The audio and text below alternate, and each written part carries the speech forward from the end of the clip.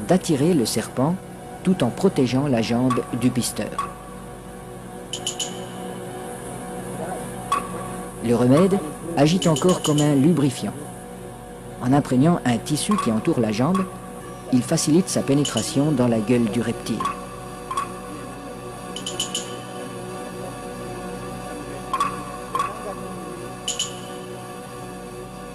La jambe à pas restera en principe intacte, car le python avale simplement cette proie qui vient à lui. À peine sera-t-elle attaquée superficiellement par les sucs digestifs.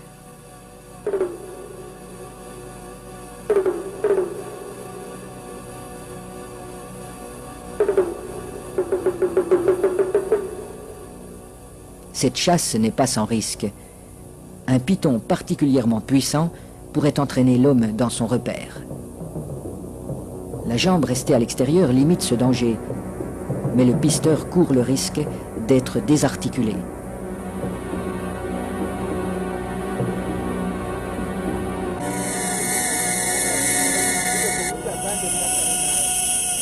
Pour rendre l'attente moins pénible, mais aussi faciliter le glissement des corps de l'homme et de l'animal, on place des feuilles fraîches sous le pisteur.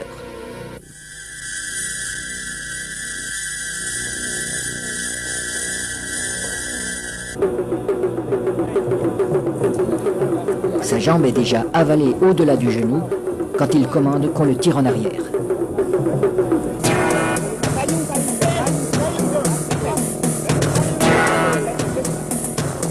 Refusant de laisser échapper sa proie, le python apparaît. Les aides tirent de façon irrégulière. Il secoue le python pour l'empêcher de trouver un point d'appui. Le pisteur relève son pied à angle droit pour ferrer le serpent, à la manière d'un hameçon. L'animal se sent piégé, mais il ne peut plus lâcher la jambe.